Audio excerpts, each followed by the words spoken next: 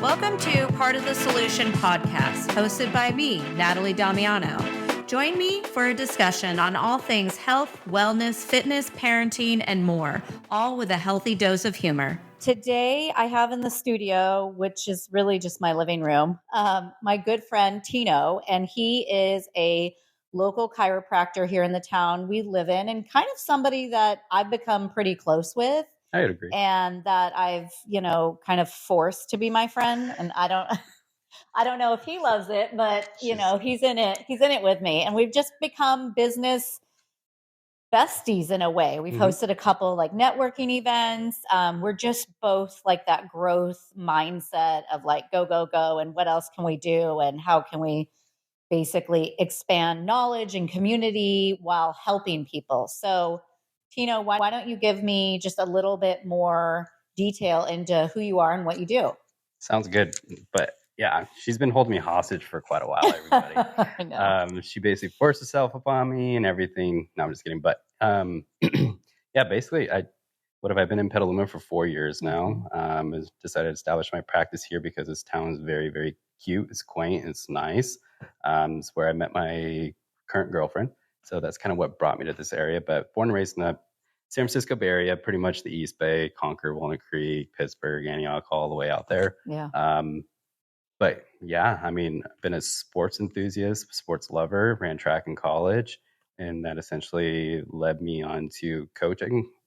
Basically, yeah, volunteer coach track and field in college, and then it led me into becoming a chiropractor over time. Gotcha. Yeah. So when you were in high school, did you know that's where you were going, or was it like through your love or passion of sports and whatever? Basically, it was, I personally thought I was going to end up being just a full-time college track and field coach, hopefully work with like Olympic athletes eventually. Oh, okay. And then when I was running track in college, I just couldn't get over a few different injuries, which essentially led me to meeting a guy named Dr. Sean Drake. Sean was a class act. He's an amazing person. He essentially took me under his wing, became a life mentor.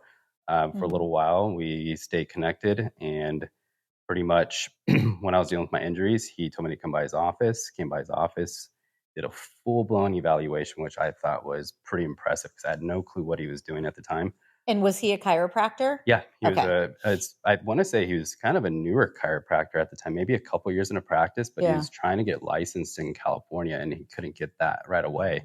So he wanted to practice, so he moved to Idaho since he was originally from Idaho. Oh, okay. And that's where you were in college? And that's where I was in college. I was in Boise. Go BSU. Go BSU. But yeah, he pretty much got me right. It was a life-changing couple of adjustments. And, really? Yeah, which was pretty sweet. Oh, I bet. Yeah. Yeah. Like I said, I had no clue what he was doing. And he did this evaluation. He only adjusted me, and that was it. And no x-rays or anything? No x-rays at the time. He was in a clinic that I don't believe had them. And I want to say he was in a little bit more of a sports-oriented clinic at the time.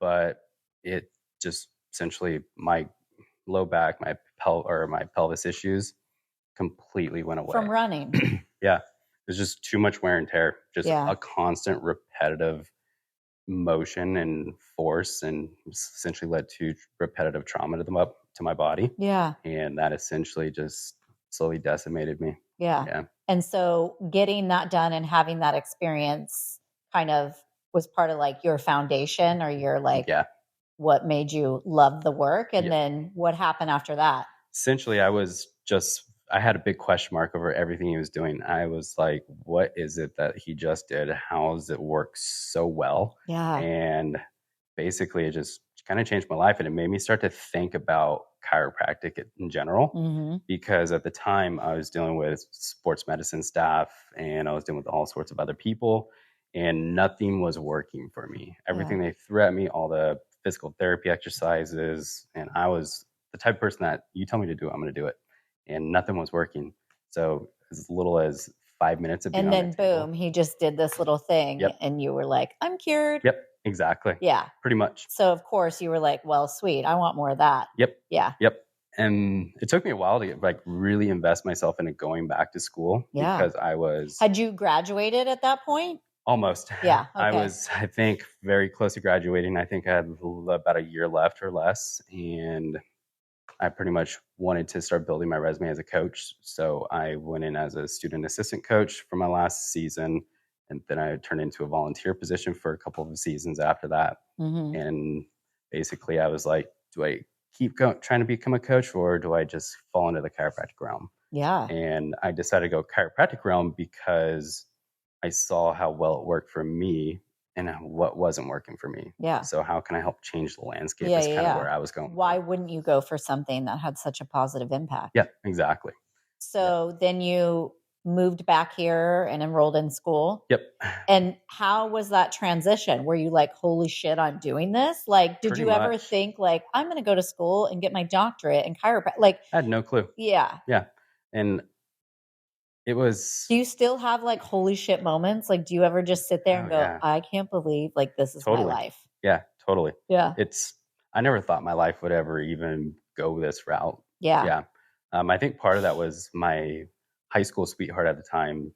She knew I wasn't good with sciences and we were going through a rough patch. We ended up breaking up. But she basically told me, "It's like, you're never going to get through chiro school. So why are you going to try and attempt it?" Mm. And I was like, Did you write her okay, a letter and thank her for her I should. motivation? Yeah, I you should. should. But If you're listening to this podcast, thank you for right, pushing Tino. exactly. Yeah.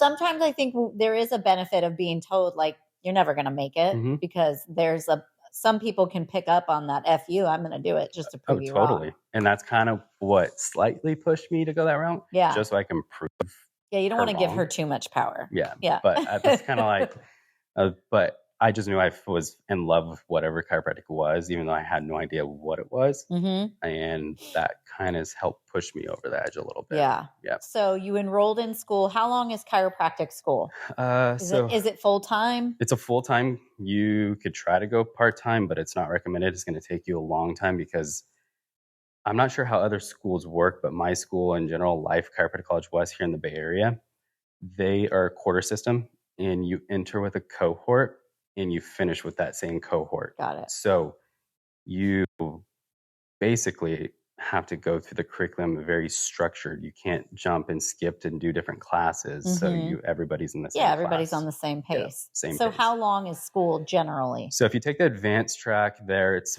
3 years. Mm-hmm. If you take the normal track, it's 3.5 years. Okay. Some people, not a huge difference. Not a big difference. And if we were going to look up in the dictionary, what does chiropractic mean? Like, what does that translate to? What do you do if somebody who had no idea, how would you just say what you do without overwhelming them? Without overwhelming them? Oh, man. It's kind of like an elevator pitch, right? Yeah. Yeah. I basically just say, for me, what chiropractic care is, I help facilitate the body to give it space and heal over the course of time. Mm-hmm. And we do that through the physical chiropractic adjustment, where, people are right now watch YouTube and all these different social media outlets. Yeah. And they hear the crack, the pop. That is essentially an adjustment to help, I guess you could say, remove subluxations of the body, which are restrictions within between joints of the spine. Okay. And when you help improve those functionalities of the spine, you're allowing the spine just to become more functional, more stable. It becomes more resilient. Yeah. And it slowly allows your body to adapt and heal over the course of time. Gotcha. Yep. So it's not a curative service. I guess it's something that can help improve the body. Improve it. Yep. Yeah. But we do your best chance. But I think you do help a shit ton of people. I mean, totally. And I am one of those. I think I fully believe in chiropractic work. So what is the pop? Because I know everybody is like, oh, you're cracking this or that, but you're not cracking anything. So what is that noise that they're hearing? The pop is just gas being released between the joints. So we have these little joint capsules along each individual or each vertebrae on each side of the vertebrae, put it that way. And those joint capsules just release a little bit of gas. And that gas basically creates that popping effect. That's what you're hearing. Yeah, that's all you're hearing. And that's such a satisfying sound for so many of us. So many people. Because that equals, I'll be better. That noise equals that. Yep. And it's crazy how much power that noise has. Yeah, right. I know. It's funny you say power is like one of the slogans in schools. what they always say, the power that made the body heals the body. Yeah. And it's very true. 100%. Yeah. Mind controls everything. Yeah. So you graduated school, and what did things look like? Did you know private practice? Like, what's the goal? Is every student really want to have their own private practice, or were No. you always more sports motivated private practice? I was personally more motivated in terms of becoming my own boss. Yeah. I knew my personality. It's going to be tough for me to work for people. Yeah. But I wanted to become my own boss. That was my motivation. But had you had a normal job ever? Retail. Maybe high school stuff, but you just went straight from school to that. Yeah. Wow. So, I guess I could back up a little bit. I initially came out of school. I went back to Boise, Idaho. And that was the first week the pandemic started. So everything had changed, right? Yeah. So I got up there, moved back in with my old roommate, and we had nothing to do. Yeah. And at the time, I was still waiting to become fully get my license. I still had I had my part 4 boards to finish. Yeah. So I had to I lived up there, worked, studied, came back down, took that exam, passed it. And then essentially when I was up there, though, backtrack a little bit, I couldn't find work. Essentially, nobody wanted to hire. Nobody was hiring. Everybody was looking for a receptionist, or their clinic numbers for the number of people that were coming in had been down due to the pandemic. And so they knew financially money wasn't coming in the same way. Yeah. So they had to be like, oh, we're not hiring. We're not hiring. So finally I got a break. A colleague of mine called me and said, hey, friend of mine, Walnut Creek, would like to chat with you. And so we chatted, and next thing you know, I worked with him for a few months. Yeah. Didn't work out. But then I went to Roseville, worked there for about a year. Okay. And then I made my way to Petaluma. Gotcha. Yep. So it wasn't too long of a transition. No, not too long. Yeah. No. And how was it building your practice? Like, how were you secure with the idea of like gambling on yourself and committing to rent in an office space and, you know, equipment and computer technology and all of that? Or were you just white knuckling it through, like, I hope I get through this and I hope it's successful? I did some pre-planning, obviously, but kind of more of that white knuckling. Yeah, just winging it. Yeah. I knew how I did want to practice and how I didn't want to practice. But in terms of the aspect of going through that whole process, I was just kind of winging the whole time. Yeah. I was taking a lot of information that I learned in the past, applying it. I was reading. I was really just trying to piece things together. And I knew financially I didn't want to keep climbing into a hole due to all my student loan debt. Yeah. So I took a little bit cheaper route and didn't invest in all the crazy brand new tables that cost $4,000 or $5,000 or more. I didn't invest in any imaging for x-rays because those can cost, hundreds of thousands of dollars. Yeah. So I took a cheaper route and just made sure everything was in place. Yeah. Before I really put in the work to start seeing people. Yeah. And how long have you been in your own practice at this point? Oh man, we're looking at 3 years. 3 years. Yeah, 3 years now. Yeah. Well, and I feel like I've been getting adjusted by you for quite a while it's at like this 2 years point. now, right? Yeah, at least 2 years. Yeah. And that was just a referral based off a neighbor of your location where you were at, you know?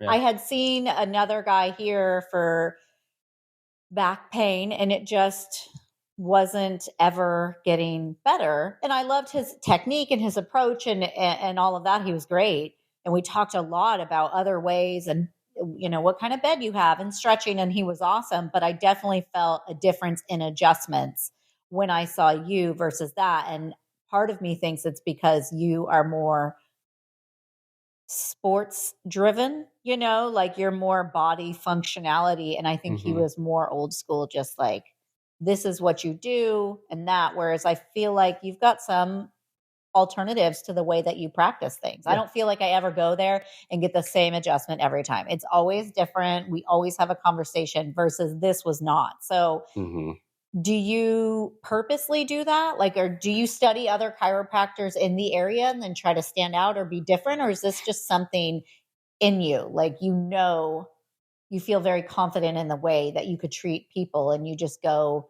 as needed. Yeah, I would say I'm more confident in just my skills and my technique. Mm-hmm. Um, and I think that honestly comes from the school I went to, Yeah. where really emphasized the chiropractic adjustment over other schools. So we offer Like a physical adjustment. physical adjustment. Yeah. I believe my school probably offers the most chiropractic techniques. I believe it's like 13 or 15 or somewhere in that range. A lot of Yeah. other schools don't do that. Gotcha. So that allowed me to be exposed to more things. And we ran clubs on campus. So being part of the clubs enhance our technique and our speed and our development to give proper chiropractic adjustments. Yeah. So taking that with the background and then going to Roseville office with Dr. Thomas, he had such a high volume. We'd see what 1,000 visits a week. And so Jesus. when you have to run and gun and you're always adjusting, you get really efficient at how you Yeah. do things. Yeah. But I knew I didn't want to practice that way. So I kept studying different analyses, taking different approaches with people because I knew everybody was different. They didn't need the same thing. Yeah. And when you know everybody technically has a nervous system and a spine, but how their body operates and functions different. Yeah. That and everybody's level of activity. exactly. Yeah. Yep. Okay. That allows me to identify different things and what their goals are, and it changes the way I'm going to practice. Yeah. Yep. So would you say that your technique is, or I guess your volume isn't as high, whereas that place sounds like get them in, get them out, Yep. and I think you spend more time like triaging and talking to people and really getting to know them, which I think is part of any medicine that we treat, like anybody that we treat. It's a whole body, mind and body thing, not just like, let me quickly make those sounds, adjust you, and then you're out the door. Right. Yeah. That's how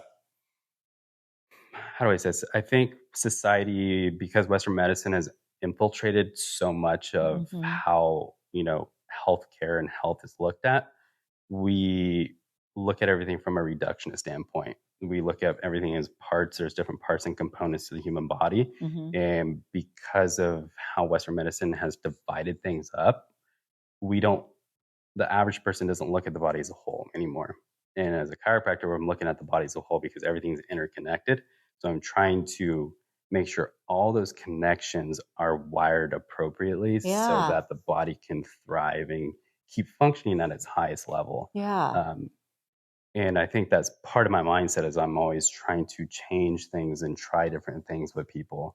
Don't get me wrong. There's some people that come in and I do a lot of the same stuff, but I would say 75% of the people that walk in my office, the adjustments are going to be different every single time. Yeah. Yep. Based off what their current complaint is or current complaint or what I see when they lay on the table. And when you try to tap in and try to essentially analyze what their system seems to be doing. Because like if someone lays face down on the table, I can see that their one butt cheek might look flatter and one side might look a little bit more bulbous. And what does that mean? That just essentially tells me there's some dysfunctionality in their pelvis, essentially. Gotcha. And so it can give me an identification of where I should be kind of approaching things. Yeah. And then I look at the rest of the spine and the body, and you can see different levels of muscle tissue might be raised on one side might not be as raised. So I start to look at the body a certain way because the body functions very specifically. So we just try to enhance the functionality. Yeah. Yep. Do you think there's like a number one reason people come to see you? Like, does the majority of people have this problem or that problem? Like at the end of the day, are you like, it's very simple. It's typically either A or B or pretty much. Yeah. It's pretty much back pain because most society just looks at us chiropractors as back specialists. Yeah. So we just basically, back pain, neck pain, headaches are the most common things. So, and because society has become more stagnant with how the way things are, because we work behind a desk now, a lot of the same patterns with people. So with those patterns, it just becomes kind of redundant. And I see the same things. And that's why a lot of times people fall into like, oh, he's never changed anything. He's not doing anything. But at the end of the day, it's the same pattern. So we start to work out those patterns. Yeah. Yep. Do you think a lot of people listen to you in regards to like maybe get up, people who work behind a desk and you're going to tell them, get up and walk every hour or whatever, or, get one of those desks that you can stand up. Do you think people wholeheartedly listen to that and take your advice? Or do you think some of them are like, just adjust me because that's in my mind what says I'm feeling better? Or, because I know that you like to treat everything. Yeah. Like you and I have talked ad nauseum about life and the body and the functionality and how to be at our best physical performance or our best peak at life and all of that. And so I just wonder, do you think more of like-minded clientele is coming to you, or people who are like, just give me my run-of-the-mill adjustment? And would you even treat them that way, I guess? It's hard. I would say I get a little 50-50 at this point. A lot of the people that are referred to me specifically, they want something more than just the adjustment. So I'll sit down with them. I'll go over so many different things, and I'll even talk about their goals.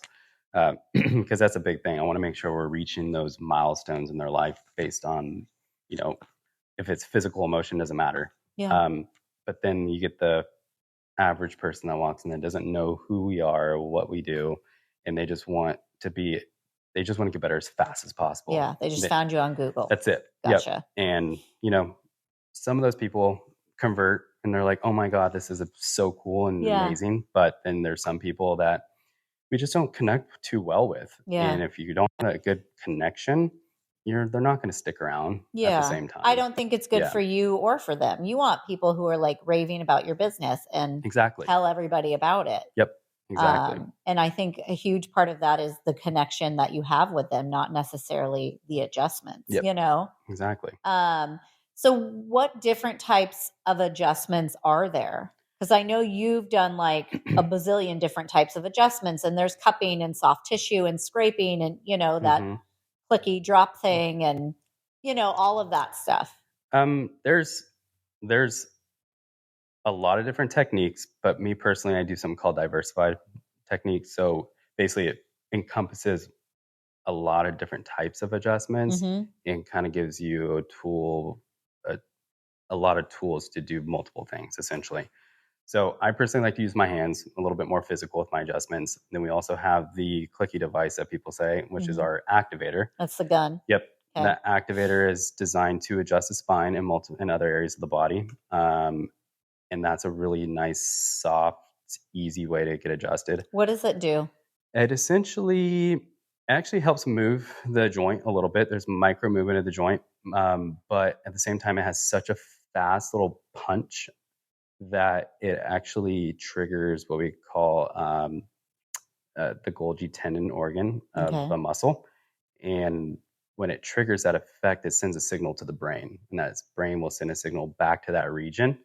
And that region will slowly calm things back down. So muscle tone tends to become a lot lighter and not so stiff and tight. That's kind of where the activator adjustment comes in. Yeah. And it has its own analysis. There's a basic analysis, and I believe there's probably a couple of advanced analysis with that.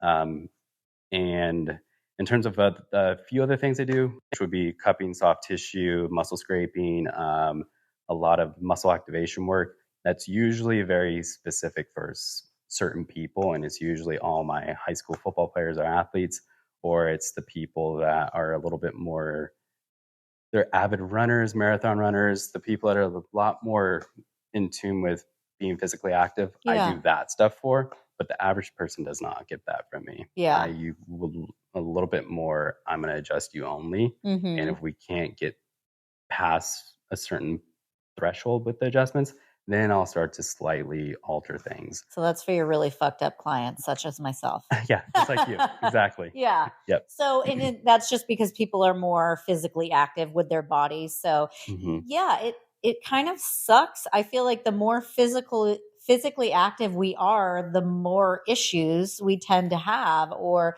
because I'm always messaging you like something's snapping in my knee, or my toe feels weird, or my back, and it's like, it's frustrating. to be like, well, I'm trying to do all these things. I'm trying to be active and eat right and get adjustments, see a chiropractor, stretch. It's still, these things are happening. And why is that? It's because over time, I guess you could say is when you're a kid, you go through all sorts of micro, macro traumas. So falls, emotional traumas, all sorts of different things, right? Mm-hmm. So your body starts to store all these traumas over time. And when you keep getting older and older and older, you lose the variability in how well your body can move. So um, basically your body should be able to move in different variables. So you should be able to have your brain should be able to perceive itself and have multiple outlets so you can move in certain ways. And over time, you essentially lose that variability and you develop a one-dimensional movement pattern. So if your left knee is always bugging you, it's usually because now your body's been so isolated into certain types of movement patterns, it's always going to put more force and stress into one area of the body. Gotcha. So that's why people are like, oh, this knee's been bugging me forever, or this is always clicking. This is always clicking. It's like, oh, it's only on the left side. It's only on the left side, or it's only on the right side. It's because the functionality is kind of not there anymore. Yeah. So from chronic overuse? Just chronic overuse, repetitive trauma. Okay. There's so many things and variables that essentially have altered those things in your body. It could be as little as being bumped 10 miles per hour from a rear end accident. Mm-hmm. That can alter things. Yeah. But for me, how do I explain this? As a chiropractor, I'm only going to adjust initially. So I kind of utilize a 2-week rule. So my 2-week rule is I'll see you about 4 times. And within those 4 adjustments, if we're not seeing improvements, then I'll start to change things. Yeah. Yep. Yeah. And I want to dive into emotional trauma because you mentioned that. But first, I just want to say one thing that I really loved about you in the beginning and appreciated is you didn't overtreat. You weren't like, I'm going to give you a 12-week treatment plan. I want to see you 5 times, then 4 times, then 3 times. Like I didn't feel immediately pitched with this huge treatment plan from you. Yep. And so from a consumer standpoint, thank you. You're welcome. It's not, like it was a great way to start and not feel like, well, I have to sign up. And I've been to those chiropractors where you get a pitch. I've been that person. Yeah. Yep. Yeah. I get it. Yep. Okay. So let's back up and I want to dive into, my favorite emotional trauma, so I want to just dive into like how that trauma gets stored in the body and how do you figure that out with a patient and treat with that? Like, how do people respond to you if you say things like that, or do they believe in that? Or a lot of people don't believe in it. Yeah. And it's all about asking questions in the first couple of visits, especially the first visit. First visit, I'm really trying to dig a little bit. And I usually dig more if I feel like somebody is willing to be open. Yeah. Or if I know they're kind of hiding things, then I'll start to ask certain questions. Yeah. And when I start to dig, you could start to see some people start to show more emotion. Like I've had people cry in the first visit, just talking to me. Excuse me. Where were we? The emotional trauma. The emotional trauma. Yeah, it's all about asking questions. And when you start to tap into things, people start to express certain things. Yeah. And you start to notice that their bodies hold on to these traumas in terms of how it happens. Hard to say. I think that is probably more of if you're have people go listen to like Dr. Bruce Lipton or Dr. Joseph Dispenza. I was just thinking, I'm pretty sure Dr. Joe Dispenza said that your mind may not remember, but your body remembers the trauma. So even if it was like, my parents got divorced when I was 3 and whatever, or you fell down the stairs, or a trauma of a car accident 7 years ago, or whatever. Yep. The body remembers. The body will always remember. And I think it's subconsciously, right? So like they talk about within the first 7 years of your life, everything you're exposed to is what develops you and who you become. Yeah. So your body will store all these memories and different things, even though you technically don't remember, your body's going to remember these things. Yeah. And how In your the body, subconscious. in the subconscious, right? And that will essentially, I guess, kind of show itself over the course of your life. Yeah. Because it's been stored. In terms of how it's stored, that's a tough one. Yeah. Like in the subconscious. in the subconscious, yeah, That's where like, it's stored. and it's, and I bet it pops up within the body. Yep. The way you hold yourself, your posture. Mm-hmm. I have a friend who was telling me she's always in more of like a crouched over position, and she has chronic upper neck and back issues and shoulder issues, not only from her job, but just she's, the funny thing is she's aware of it, but she doesn't change, open up the chest and be more proud and change. And she's said that she's always been like that her whole life, like a little bit more shy and held back, shoulders forward. And it has given her chronic issues over time. So I think it could be trauma based, like she's just more of a recluse, scared person, or, something maybe affected her when she was 2 or 3 years old, or who knows, aunt, uncle, somebody in the family kind of put her in a bad position and said bad things to her, and, walked her into her, she was in a little corner and she couldn't help protect herself. And that could be the reason why she kind of sits in that crouch position, holds tight, and is more of a recluse. In your office 30 years later. Yep. Yeah. Yep. Exactly. And then we're trying to help open all that back up. Yeah. Yeah. Like, I think the craziest thing is sometimes when I adjust people, and you could tell they've been holding a lot of tension, or, they've gone through a lot, but you also don't know how much they've gone through, is when you are more present with them and then you adjust them and all of a sudden they start crying on the table. Yeah. And you're just just thinking the same. Oh, wow. Yeah. Yep. Yeah. Cause you had no idea, like I'm sure there's part of you that has that kind of gut feeling like there's a lot going on in here that we need to unpack.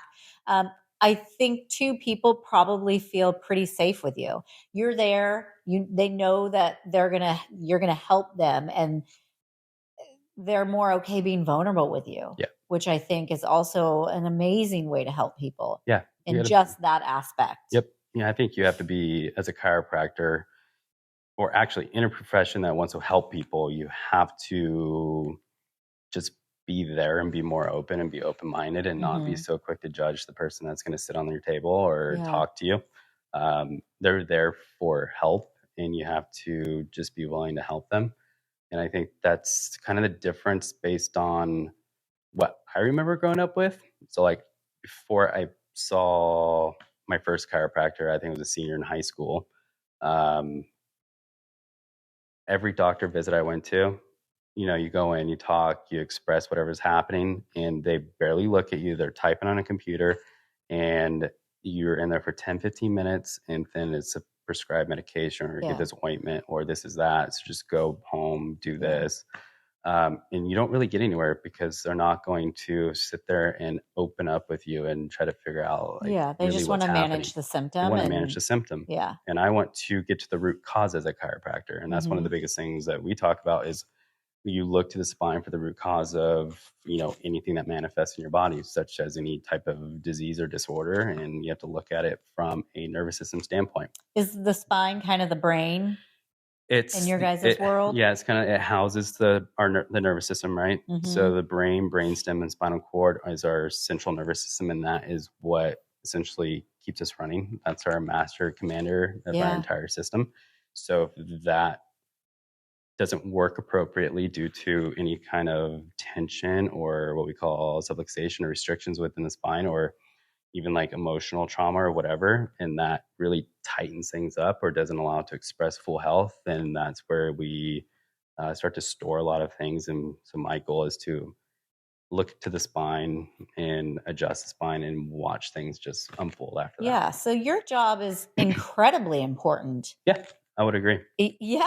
Yeah, 100%. Like, I've never heard it really be explained that way. And to me, that's a no-brainer. Yeah. Why wouldn't everybody do that? Want to get adjusted. Exactly. Yeah. Why wouldn't everybody want that if that's the goal of it? And if all of that has that much power in it. It does. And why are we so conditioned to just get a prescription when all these like alternative modalities, I guess because prescriptions are more instant, it's you know, instant. like your blood pressure medication, your numbers are going to be different. Your anxiety is going to be different. Your pain level is going to be different. Whereas yours is more of a alternative, like let's chip away one thing at a time and find the root cause. The root cause is always what I'm trying to get after. That is part of the reason of this podcast is I want to find how people help heal other people's root cause of their issues.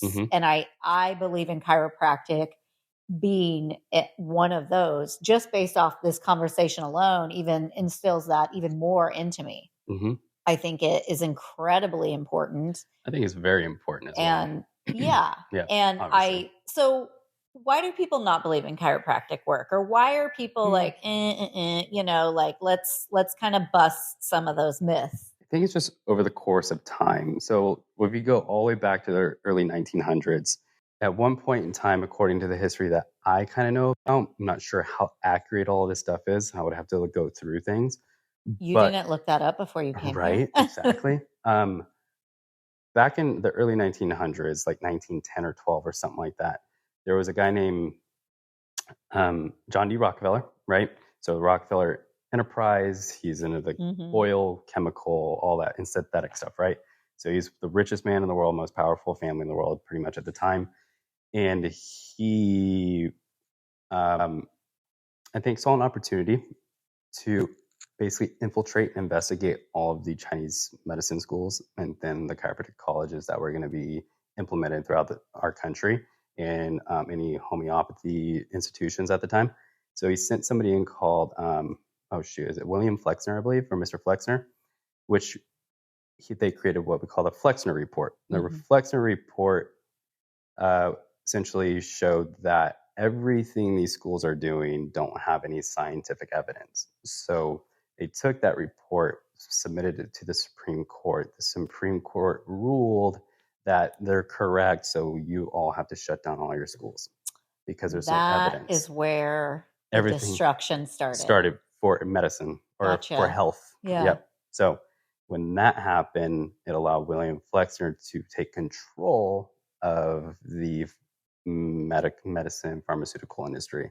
And that's where he took all of his scientists, took all of the herbs, plants, and everything, and they took all the compounds, were able to get all of the compounds, chemicals, synthesize it, and that's what turned it into the pharmaceutical industry. Gotcha. And that's where it ran rampant from there because he started the Rockefeller Institute of Health or whatever it is, and then you had John Hopkins because they were about the same era, and then it just slowly developed and spiraled from there. Yeah, and thus we have a broken healthcare system. Exactly. Everybody's reliant on everything. A drug, right? Gotcha. And then over years and decades later, I think there was a point in time where we had a big lawsuit. So we had a defamation lawsuit, and that lawsuit went on for a while. And we ended up, as chiropractors, American Medical Association versus the American Chiropractic Association. American Chiropractic Association sued the AMA, and we ended up winning that defamation lawsuit, which changed the landscape a little bit. When was that? Oh, shoot. Now I'm on spot. I want to say that was started in the 60s and ended up in the 70s. Okay. And that was essentially what kind of allowed us to continue doing what we were doing, because they were trying to essentially say that we're not worth anything. Yeah, hacks. Yeah, hacks, right? But over time, with all of that, I think everything compounding and the lack of scientific evidence my profession has had is essentially kind of stirred that up and has basically put people in the position to think we don't, do anything good at this point. And I think it comes from like family members that have had bad experiences. I think it comes from medical doctors saying certain things that what we do isn't valid. There's no proof to. You're not a real doctor. We're not a real doctor.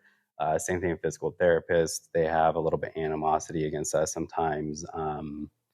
But overall, I think there's a big shift at the moment. Yeah, I would think that chiropractic work and physical therapy would be hand in hand. Yeah, we're basically the same scope if you think about it. We Yeah, just I have mean, to it's the do same things. ideology, right?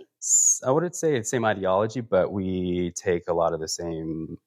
Our We're allowed to do a lot of the same things. Gotcha. Yep. Yeah. So like for us, if we can implement um, physical therapy modalities Mm-hmm. within our practice as long as we're adjusting. So we have Gotcha. to adjust um, along with doing anything that's physical therapy related. Mm-hmm. Physical therapists, I believe, they have the option to do what they want. They don't. Can physical therapists adjust? They can, but they're not But they don't. advanced at it, and a lot of Yeah. them don't do it. And Yeah. if they do it, either they practice a lot to get good at it, or they do it because they know it works pretty well. Yeah. Yeah. Yeah. So, in regards, I'm going to go back to you're not a real doctor and you're a quack. Do you think a lot of people just get indoctrinated with like, take this pill and this will help? And then those are your people Mhm. who are suspicious of what you do or just not really willing to believe that, Yeah. that the mind and body is connected and Yep. that a synthetic drug may Mhm. be harming them? Yep. I You know know, like, is there any, like when you hear a drug commercial, there's like 70 side effects. so many side effects. So, and Yeah. when I hear that, I'm like, why would you even want to touch those things, right? Yeah. Because you could be that small percentage that has an issue, right? And it Yeah. could put you in the hospital, make things worse. Have you had people come in saying they're in more pain now? Like, could you expect somebody to be in more pain after an adjustment Yeah, or, sometimes. yeah. And Yep. what is that about? It could have been too aggressive an adjustment. It Mm-hmm. could have been the fact that their body is holding so much tension. There's so much inflammation in their system. Uh, I don't know their home life either. They could Yeah. be going home and drinking half their life away. Yeah. There's just so many variables on top of it. Um, and sometimes the adjustment isn't conducive for everybody. Yeah. So that can also stir a little bit more chaos in their system and drive up some of their pain levels. Gotcha. I Let's see. It's rare if that happens, but most of the time, most people are sore. If anything, it feels like a little bit of a bruise for a day Yeah. or two, and then it slowly subsides, but they still notice a huge difference in terms of their movement and how much functionality they have, and their pain levels start to drop. Yeah.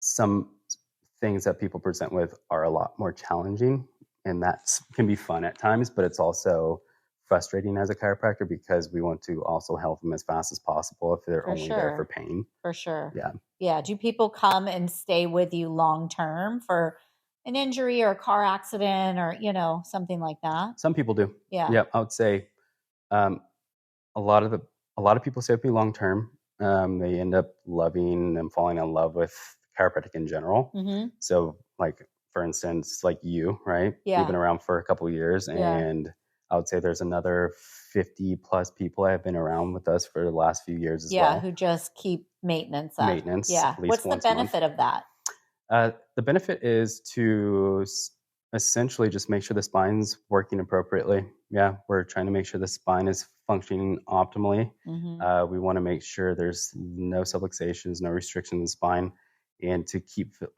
facilitating the body to heal and adapt and keep becoming more resilient over the course of time. Gotcha. And most people they're indifferent about that, but in general, they notice the changes and they are pain free. They feel better. Their What do you brain think works better. Everything makes people indifferent about it then? I think they don't believe a lot of the, I guess you could say, the voodoo things that we talk about. Mm-hmm. Like, um, you're not impacting the brain. You're not allowing the brain to function better. You're not allowing the body to really heal better. For me, that's common sense. Like if your body feels better, your brain's obviously going to feel better. That's Exactly. just like no question, in my opinion. I just wish everybody felt that way. It just seems silly. Like if something makes you feel better besides a drug, why wouldn't you keep keep doing doing it. that Yeah, to exactly. maintenance everything. It's just like anything, right? We talk about like the vehicles, right? You always need to every 3 to 5,000 miles, you're servicing your vehicle. Yeah. You're getting an oil change, make sure all your fluids are topped off. You're making sure uh, your brake fluids there is adequate, all that stuff. So it's really no different. You're going to maintain a car, maintain the car that you live in, which is your body. Yeah, Yeah, treat your treat body your as good body. as you treat your car Exactly. or whatever else you do. Hmm. Yeah, because this is the only body we get, We only get one and it's body. obviously very sensitive Hmm. and extremely resilient. Really resilient. It's crazy. Yeah. It's crazy the physical traumas or mental traumas people can go through and Yeah. then still end up happy, feeling good, physically great, active, all of that. Yep. I mean, we just think about the people that have spinal cord injuries. I mean, Mhm. you hear those rare cases of, the spinal cord starts to reestablish these connections. And over time, this person can start to slowly walk again, or they can slowly start to do this again. And then that just proves that the body is so powerful in its healing process if you just give it the time and space to do what it has to Yeah. do. Yeah, that's Yeah. incredible. Yeah. Well, and you would think people who play sports, Yeah. football, like Mhm. they're constantly getting beat on. Totally. There's Yeah. no padding on their spinal cord. No, I mean, like they have, we have the disc and we have all the soft tissue around the spinal cord and the spine itself, but their body is constantly going through physical trauma. Yeah. And hence why most NFL organizations have a chiropractor on staff or they're contracting with chiropractors in their area. Yeah. 49ers have one. The San Jose Sharks hockey team contracts with my buddy's boss's office that they work at. Yeah. And so they see all the San Jose Sharks players. Yeah. Yeah. So it's very essential for the recovery, making their bodies function better, and obviously decrease pain if they have any kind of pain. Yeah. But at the same time, research is starting to show that it really helps improve the performance of an athlete. Yeah, let's talk about what role you play within the sports community because I know that's something that you love and you feel very passionately about. Obviously, that was kind of like your foundation to Yep. even getting you into this. And Exactly. I know I see you at our local football games and you were just telling me what your goals would be at the end of the day. So let's talk a little bit about that. In terms of chiropractic itself, and in terms of how it affects the human body when it comes to physical performance, uh, it well, let's put it like this: there's some research that has been coming out, and we know through that research is that the chiropractic adjustment is essentially targeting the joints, right? And the Mhm. joints have what we call mechanoreceptors and what we call proprioceptors. Those allow us to identify tension, different types of what we call mechanical stimuli. It allows us to understand where our bodies is in space at all times. So if we can improve the functionality of the joints throughout the body, it doesn't just have to be the spine, it could be the ankle joints, the knee joints, shoulder, everything. We enhance those joints, they become more fluid, and that what we call reflex arc from that joint, when you adjust it, it actually sends a signal back to the spinal cord, to the brain stem, to the brain. The brain processes all that information from the adjustment, and then it sends another signal back down to that exact joint we just worked on. And Mhm. it enhances the brain's perception of how well that joint's now working. So Mhm. it improves the functionality around the joint. Um, and we need our joints in order to perform at our highest ability. So if we have restricted joint movement as an athlete, you're going to hinder your performance. So we're enhancing the performance through the chiropractic adjustment to the joints. Yeah. And Dr. Heidi Havoc, she's from New Zealand.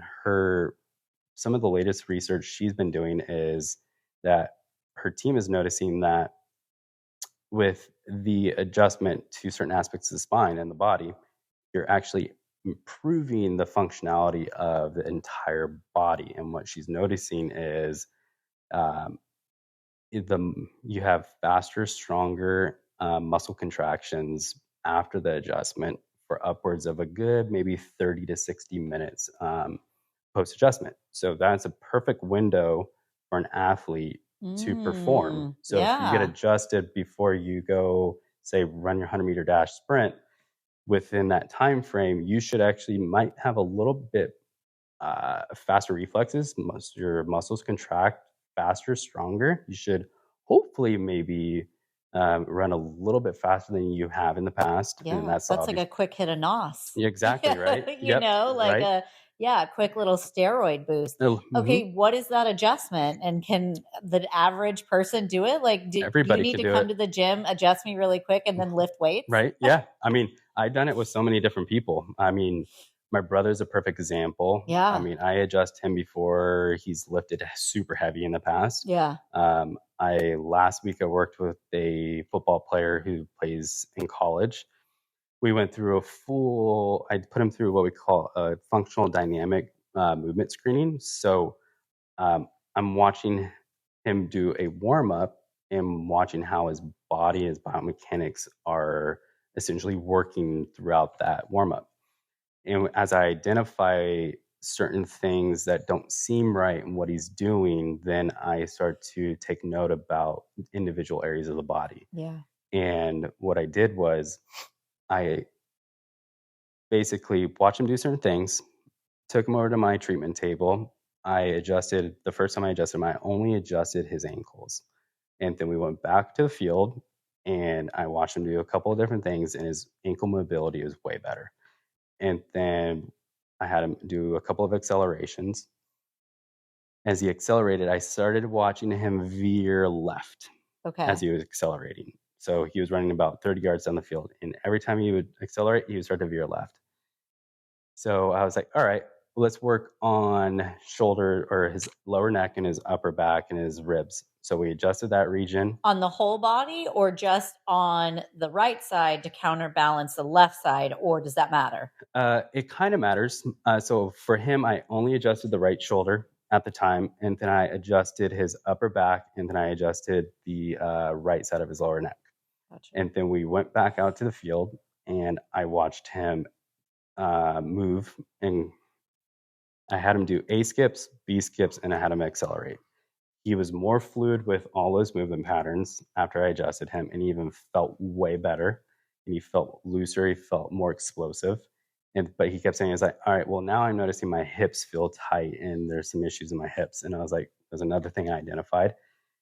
Then we went back to the treatment table. I only adjusted him on his right lower back area, Mm-hmm. and then we went back to the field, and I had him perform all over again.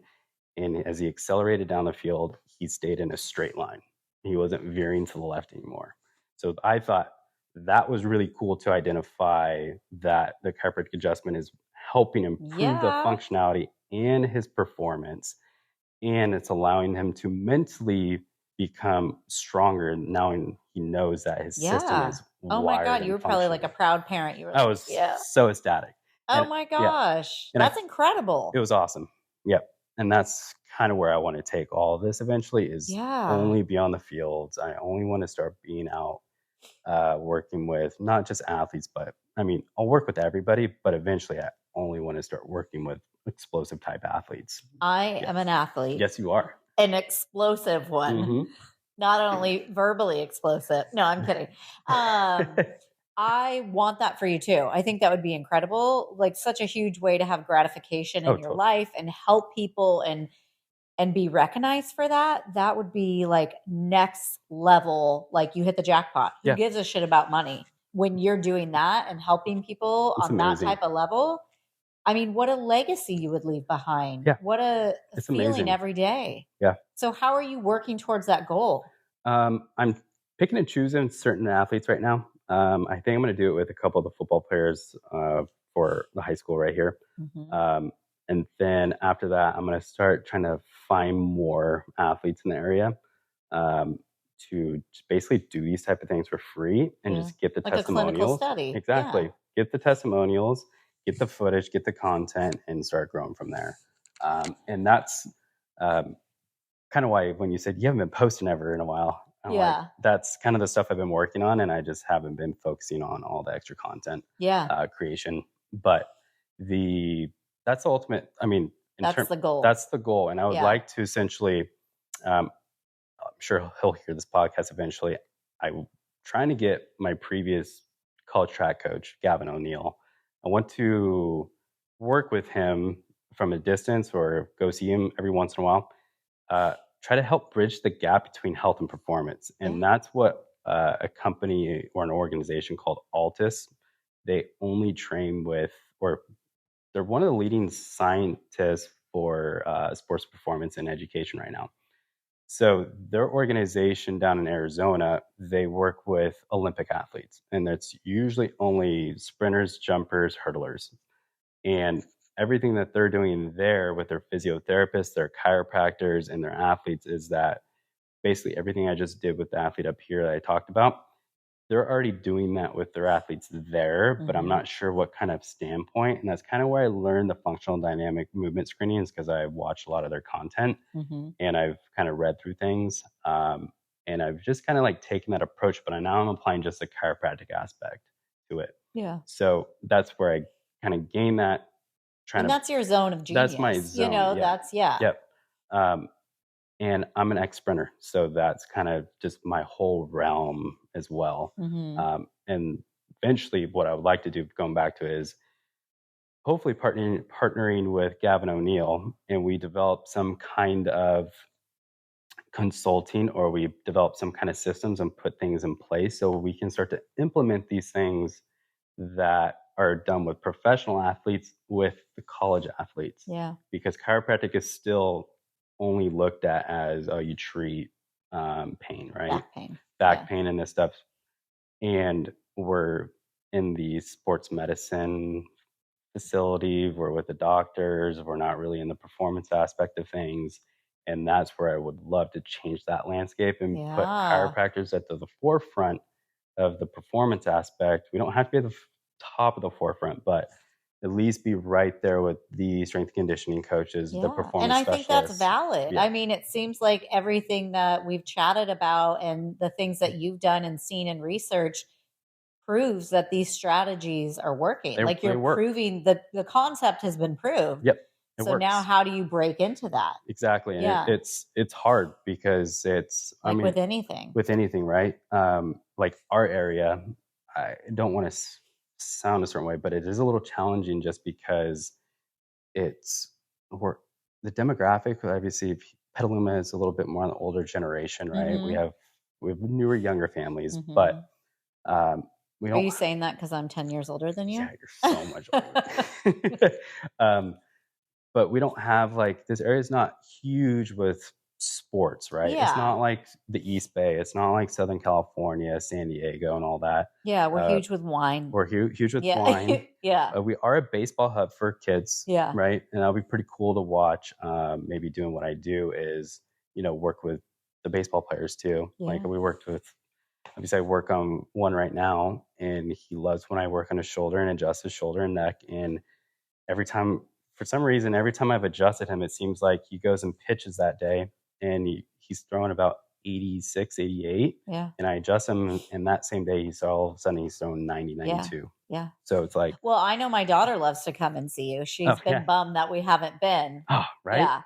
So, Well, I mean, and she'll be looking forward to football season so that she can come down on the field and get, an adjustment. She enjoys her adjustments. Oh, we could do that. That's easy, right? I think that's incredible. I think what you want to get into, I think that is incredible. And I think it's just scratching the surface. And like, there's so much more that can be done in that. And I have no doubt that you will strive in that field, and that your end goal, I mean, I think I know you pretty well, and that you're going to do what you say you're going to do. Yeah. You're not just going to talk the talk. You're going to actually fucking do it. Yep. And I fully support that. And I already see that for you. And I think what an incredible gift to have, and the joy and the help and the healing that you could bring to people, not only physically, but mentally. That's going to produce the best athletes, the best versions of people. Yep. And that is really like part of the goal. Yep. And like part of this podcast is how to help people be the best versions of themselves. Yep. That is always my goal when I'm with people, or even just a friendship, you know, like how can I help you feel better about everything that you're doing? And I think what you offer is huge. And I love that you have that aspect coupled along with just traditional chiropractic work. And now you're about to blow the doors off something else. Yeah, that's a goal. Yeah. Is to just tap into a whole different aspect of my profession and grow the profession a little bit differently. Yeah. Yep. I really want my profession to acknowledge that we do more than just treat pain. And I think it's still going to take a lot of effort overall as a lot of the individuals in our profession. Yeah. Because half of my profession is more, I guess you could say, they want to say more evidence-based or more progressive on things. They want to do a lot of the physical therapy type things. So it makes it challenging for the profession to, I guess you could say, be more legitimate. Yeah. But at the same time, it's more challenging for the people to understand what it is that we do. Well, I think people are starting to trend away from all of the evidence and believe how they feel and their gut and their intuition, instead of like, let me read this Google report on something, whatever study it is or whatever. I think people are getting more into the realm of really truly believing how you feel and what you think, and let that be your medicine, or at least that's my environment. I mean, and don't get me wrong, there's still reasons for traditional doctors and all of that, but I think they're there for a reason. See the Tino report in your future for sure. Perfect. For sure. And I think that evidence, that will be your proof. Yeah. People acting better. People testimonials are a proof. Yeah. Big time. 100%. They tell a lot. They help with the emotional aspect for people to get over that hump to actually go see a chiropractor. Yeah. I think even though it's anecdotal, it's still evidence. The person I worked with, say you noticed the biggest, it's a huge difference with your low back when we first started treating it, right? And then I noticed that difference, so I know it works. You know it works. So that's why it keeps spreading, right? But then there's a lot of, or I guess you could say, people. Fuck the haters, Tino. Right? People, fuck the haters. No, I think it's, how do I say this? The evidence is always biased. Yeah. Yep. Especially when it comes to the pharmaceutical industry. People have an agenda. People know what they want to study. People put the parameters and guidelines and everything in place to do the study, which already creates a biased outcome for the study. Yes. And so who's paying for the study? Paying for the studies? Yeah. Who's doing this, right? So put it like this. What I learned was, if you take the biggest pharmaceutical company, whatever, it doesn't matter which one, they are doing studies 24/7, right? They have all these researchers. They have proved that their studying outcome works, right? So they take that, they have a medical institution at a college replicate the study for them so that they can validate everything they did. Yeah. But when they send it over for them to do, they've already had the guidelines, the parameters, they have to stick within a certain confines. So automatically they're going to have the same outcome. Yeah. So there's really, you've sold a bias at this point. Absolutely. And you're dictating the outcomes. Yeah. Okay. Roundup. Right. Yeah. So when you dictate the outcomes, you manipulate the studies, you manipulate the person, the people in society. So now they have this whole thought like, oh, they did the studies, it's got to be, it's legitimate. No. Essentially, these people are your high school girlfriend who said, you're a loser and you're not going to do it. Right. So great lady. So we have to be grateful for those people, right? But it's going to make proving your point more challenging. Yes. But I know you're up for the challenge. You're going to do it. You're going to kill it. Exactly. Yeah. I'm up for any challenge at this point. So where can people find you? If somebody hears this and they're local, or maybe they just want to reach out to you and consult with you, or, where can people find you? Are you hanging out online? Are you just go to your website, call the office? Like, where could people link up with you? Everything. You can link up with me on my website. So it's mypetalumachiropractor.com. You can also give us a call. Our phone number is 707-774-6035. I'm on Instagram, which is Magnolia_Petaluma.